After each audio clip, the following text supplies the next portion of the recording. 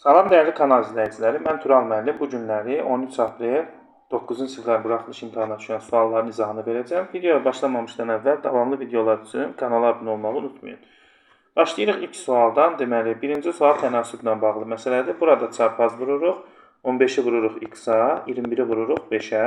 Tənasübün xassəsindən istifadə edib 15x bərabərdir 105 olur. Buradan da x-in qiyməti 105-i 15-ə böləndə 7. Yəni C variantı olacaq. Baxırıq növbəti 58-ci suala. 58-ci sualda mərkəzi O nöqtəsi olan çevrədə deməli bizə verib bucaq ABO bərabərdir 22 dərəcədir. Bucaq ACO isə bərabərdir deməli 28 dərəcə. Bizdən bucaq BAC-ni soruşur. Aha, verilənləri yazıram yerinə. ABO 22 dərəcədir. Ondan sonra deməli burada bura isə 28 dərəcədir. Yəni ACO. Bu zaman bura 2x olur çevrədə. Bura 2x, bura isə olur 2x. Deməli bunları toplayıb bərabər eləyəcəyik biz. Yazacağıq ki 22 üstə gəlinsin x üstə gəlinsin 28 bərabərdir 2x. Buradan da deməli alarıq ki 50 üstə gəl x bərabərdir 2x-a. Buradan da x-ları bir-birindən çıxanda x 50-yə bərabər olar. Beləliklə 58-ci sualın düzgün cavabı C variantı olacaq. Baxırıq 59-cu suala. 59-cu sualda hansı nöqtə mənfi 2x üstə gəl 6 funksiyasının qrafik üzərindədir? Deməli, burada birinci gələn ədədlər hamısında x-i, ikinci gələn y-i göstərir. Elə A variantını yoxlasaq düzgün cavab çıxırdı. Mənfi 2-ni vuranda mənfi 5-ə üstünə də 6 gələndə 16 eləyir. Yəni, burada x-in qiyməti mənfi 5, y-in də qiyməti 16 olur. A variantı düzgün cavab sayılır. Baxırıq 60-cı suala. 60-cı sualda indi ifadəni vurub sadələşdirəcəyik. 56 vurulsun mənfi 15. Aşağıda isə yazırıq deməli 14 vurulsun. Mötərizənin içi 20-dən 100 çıxanda, 20-dən 50 çıxanda mənfi 30 qalır. Burada da 15-dən 30 gedir ixtisar ki, mənfi də müsbət verir. Yəni aldığımız qiymət müsbət olacaq. 56 bölünsün, 30-u 15-ə böləndə 2 qalır. 56-nı 28-ə böləndə cavab 2, D variantı olacaq. Baxırıq növbəti 62-ci suala. Sistem tənliyi həll eləyəcək. Burada tərəf-tərəfə toplayanda y-lər islah gedir. Nəticədə 3x bərabərdir 0-dan 6-nı toplayanda 6 olur. 6-nı da 3-ə böləndə x 2 olur. X 2-dirsə y cavab Y variantıdır. Bizdən x istəyir. Əgər y-i də istəsə aparıb yerinə qoyacaqdıq. 2x üstə gəl y bərabərdir 0. X-in yerinə 2 qoyanda 2 vuraq 2 üstə gələk y bərabərdir 0. Buradan da y mənfi 4 olacaqdır. Əgər birdən y-i soruşsaydı. Bizdən x soruşursa cavab 2 olacaq. 63. Düzbucaqlının uzunluğunu 30%, enini 20% azaltdıqda sahəsi necə dəyişər? Burada baxmayaraq düzbucaqlı deyil, rahat olsun deyə siz tərəfləri 10-10 götürə bilərsiniz. Çünki bizdə sahə 100 olsun deyə. Çünki biz burada şablon 100 ədədindən istifadə edəcəyik. 10-u 10-a vuranda neçə eləyir? 10-u 10-a vuranda 100 eləyir. İndi bizə deyir ki, düzbucaqlının uzunluğunu 20% azaltsaq. 20% azaldanda 8 qalır da. Onun 20%-i 2 eləyir. Onu 20-yə vurub 100-ə böləndə 2 eləyir. Deməli, ondan da 2 çıxanda qalır 8. Onu 20% azaldanda 8 qalır. Uzunluğu nəticədə 8 olur. Daha doğrusu eni 8 olur. 20% azaldanda. İndi uzunluğunu da azaldıb tapacağıq. Uzunluğunu isə nə qədər deyir azaldırıq? 40%. Onun 40%-i 4 eləyir. Ondan da 44 çıxanda deməli yerdə qalır 6. Düzbucaqlının uzunluğu olur. Nəticədə 6 olur. Deməli sahəsi o zaman olacaq 8-i 6-ya vuranda o da eləyəcək 48. Demək sahəsi 48 olacaq. Əvvəl isə sahəsi 100 idi. 100-dən də 48 çıxanda beləliklə düzbucaqlının sahəsi 52% azalacaq. Demək düzbucaqlının sahəsi 100-dən 48-ə düşürsə, o zaman onun sahəsi 52% azalacaq. Demək, düzgün cavab Y variantı olacaq. Baxırıq 64-də. Tərəfi 12 cm olan kvadratın perimetrini tapın. Kvadratın bütün tərəfləri bir-birinə bərabər olduğu üçün 12-ni 4-ə vurarıq. Cavab 48, yəni B variantı olar. Demək, kvadratın perimetrini tapanda 12-ni 4-ə vurarıq. 48 düzgün cavab sayılır. Növbəti sual tənliyi həll eləyəcəyik. Burada deməli 3 vurulsun x çıxaq 2 bərabərdir 6. X çıxaq 2 bərabər olar. 6-nı 3-ə böləndə 2 olur. Buradan da deməli x çıxaq 2 bərabərdir 2 olar. X-in qiymətini tapanda 2-lə 2-ni toplayarıq. Düzgün cavab 4, D variantı olacaq. Ondan sonra baxırıq növbəti deməli Növbəti 66-cı suala baxırıq. A və B açıq bucaq veribdir. Bucaq DO-su 25 dərəcədir. Bizdən soruşur ki, bucaq AOD-nin qiymətini tapın. Deməli, bu bucaq açıq bucaqdırsa, demək, açıq bucaq 180 dərəcədir. Axı 180 dərəcədən çıxacağıq. Bax, buradakı bucaqların cəmini. Bura 90 dərəcə düz bucaqdır. Buranı 25 veribdir. Yəni 180-dən çıxacağıq. 90 ilə 25-in cəmini. 180-dən 115 çıxanda da 65 dərəcə eləyir. 67-yə baxırıq. Burada isə ortaq vuruq olan x üstəgəl y mötərizə xaricində çıxaracağıq. Bura olsun, C çıxaq D ifadəsi qalacaq. Düzgün cavab olacaq, yəni D variantı. Baxırıq növbəti. İlk 10 natural ədəddən təsadüf seçilmiş birinin sadə ədəd olması ehtimalını tapın. Deməli, ehtimal məxrəcimiz olacaq 10. Sadə ədədlər hansılardır? 2, 3, 5 və 7. 4 dənə sadə ədəd var. Bu da 2-yə qısar gedəndə düzgün cavab 5-də 2 qalacaq. Növbəti. Kubun tilini 2 dəfə azaltdı, həcmini 2 dəfə azalar.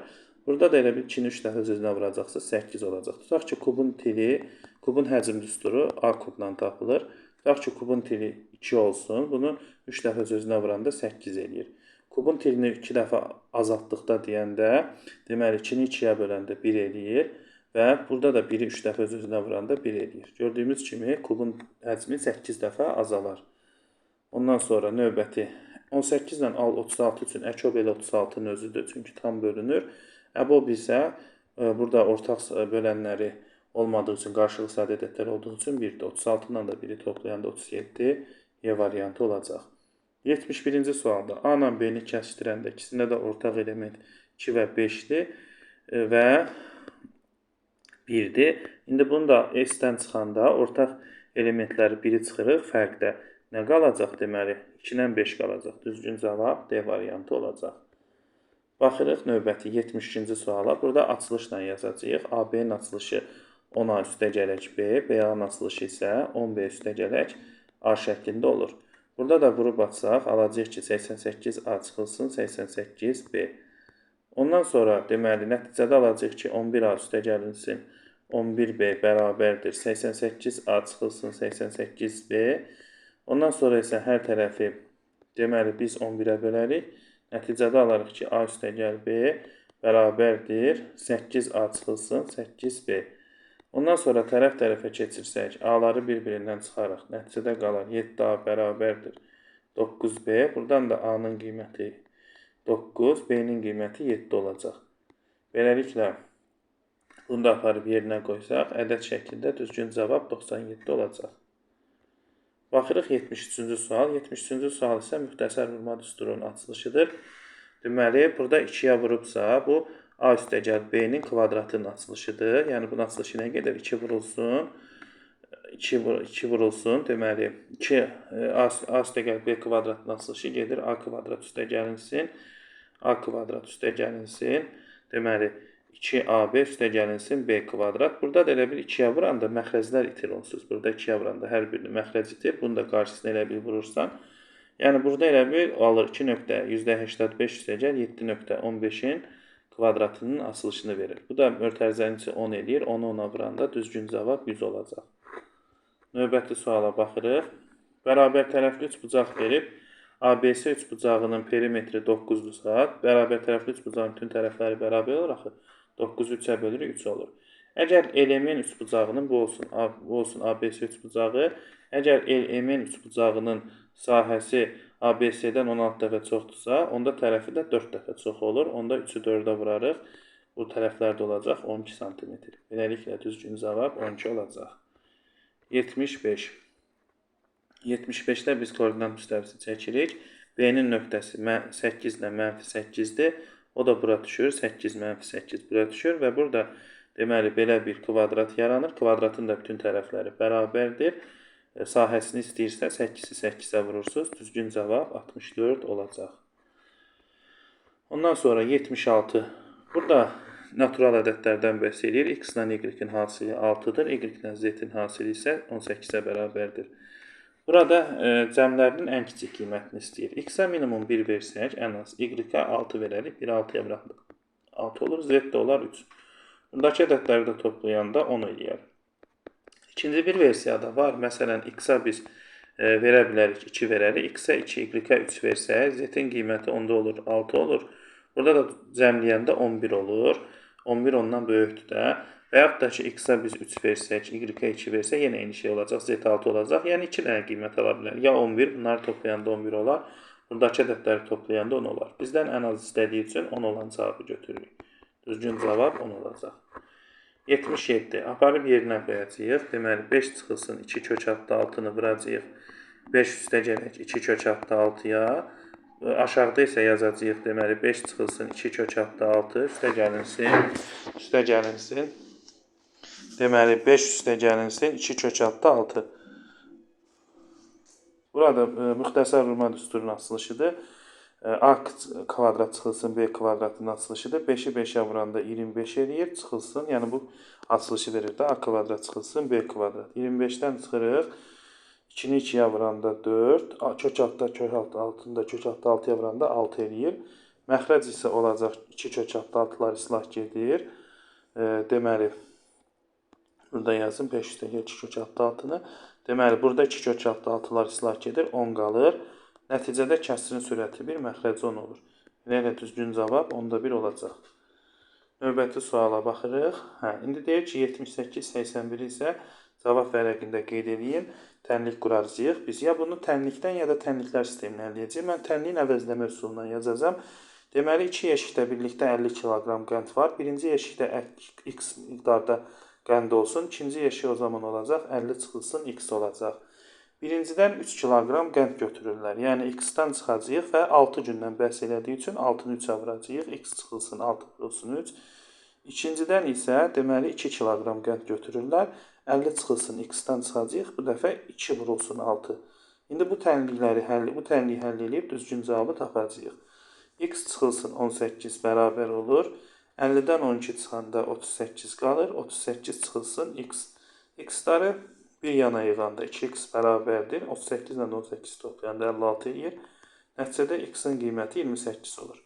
Beləliklə, birinci yeşikdə 28 kiloqram yeşik var. İkincidə 22. Birinci yeşiyi soruşduğu üçün düzgün cavab 28-dir.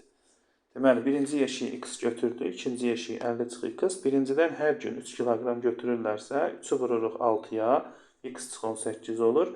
İkinci isə 50 çıx x-dan 2 vuraq 6, 12 çıxırıq. 50-dən 12 çıxanda 38 çıx x qalır. Burada da x-ları tərəf-tərəfə keçirəndə toplayırıq. 38 ilə 18-i toplayırıq. 79 maraqlı sualdır. Deyir ki, satıcı deməli birini 12 qəpiyə alır, şarın birini 15 qəpiyə satır. Bizə deyir ki, satış zamanı deməli 5 şar partlamışdır. O bütün şarların alqı-satqısından 6 manatdan çox gəlir əldə edərsə, ən azı neçə şar alıb satmışdır. Deməli, bu satıcının bir şardan 15 çıxılsın 12, 3 qəpik xeyri var. Şarların da sayını bilmədiyimiz üçün x qəbul edəcəyik. İndi burada da 5 dənə şarı partlamışdırsa, 12-ni 5-ə vurarıq, 60 qəpik onun ziyanı var. 60 qəpik ziyanı var əvvəlcədən. Deməli, yazacaq ki, 3x çıxılsın. Çünki bir şardan 3 qəpik xeyri olur, 3x çıxılsın, 60 qəpik zərəri varsa, 12 dənəsi partlayıb da 3x çıxaq 60 yazırıq və bərabərdir yazacağıq. Ondan sonra bütün şarların alqısından 6 manatdan çox gəlir əldə edibsə, 6 manatda deməli 600 qəpikdir də, düzdür. Burada yazacağıq 600. Burada da böyük işarəsi qoyacağıq, çünki gəlir əldə edib də. Burada belə bir böyük işarəsi qoyuram, 3x çıxaq 60 böyükdür. 6 manatda 600 qəpikdir. Buraya yazıram 600. Nəticədə 3x böyükdür. 600-dən 60 eləyir. 600-dən 60 toplayanda 660-da 3-ə böləndə x eləyir 220. Deməli, ən azı 220-dən çox şar satmışdır. X da burada ən azı 221 olacaq. Belə düzgün cavab 221 olacaq. Baxırıq 81-ci suala. 80-ci suala düzbucaqlı üçbucaqdan bəhs eləyir. Deməli, düzbucaqlı üçbucağın bilirik ki, katetlərinin kvadratının cəmi hipotenuzu verir. İndi burada düzbucaqlı üçbucağı çəkək.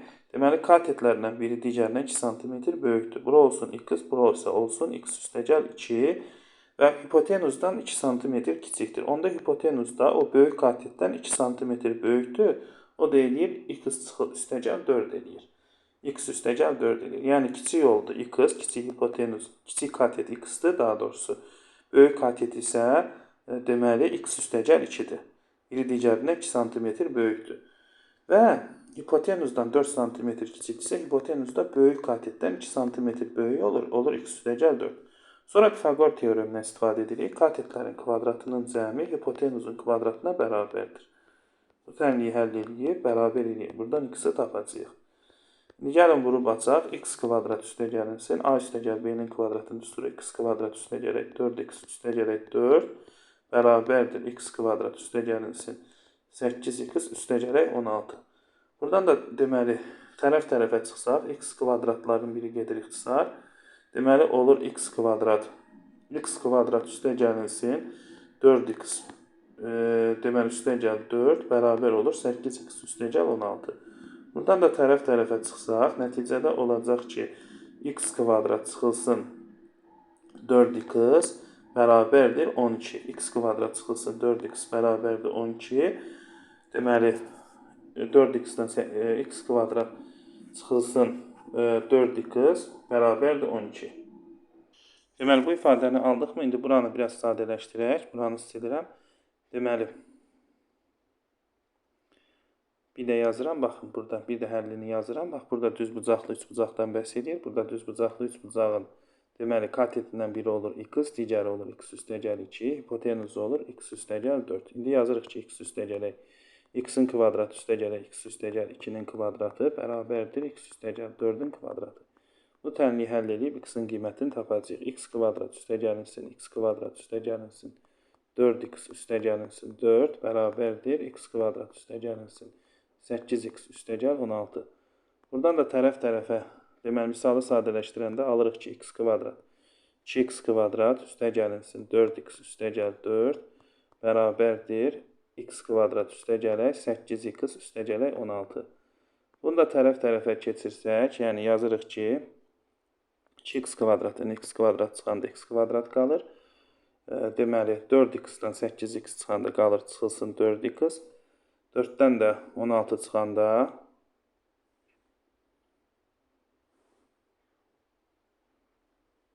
6-dan da 4 çıxanda qalır 12. Deməli, belə bir tənliyi alırıq. Buradan da x-in qiymətini tapsaq, x-in qiyməti 6 olur. Çünki 36-dan 24 çıxanda 12 qalır. Və ondan sonra x-in qiyməti 6-dırsa, onda bu düz bucaqlı üç bucağın hipotenuzu 10 olacaq. 6-nın üstünə 10 gələndə, 4 gələndə 10 olur. Yəni, katetləri 6 və 8-dir, hipotenuz isə 10-dur. Deməli, hipotenuz soruşduğu üçün düzgün cavab 10 olacaq. Keçirik növbəti, axırıncı suala baxırıq. İndi deyir, şəkildə verilən fiqurda BS parçası O nöqtəsində olan yarımçevrənin diametridir. Bizə BS qövsünün uzunluğu 4π'dir. AO bərabərdir 6 cm olar, AB bərabərdir AC olarsa, verilən fiqurun deməli bizə deyir ki, sahəsini tapın. İndi bizdən AO tərəfini 6 verib, bura yazırıq 6 cm. 6 cm verib, buranı yazırıq 6 cm. Ondan sonra deməli qövsün uzunluğu 4π'dir. Burada isə yarımçevrə olduğu üçün biz deməli 2π yer bərabərdir.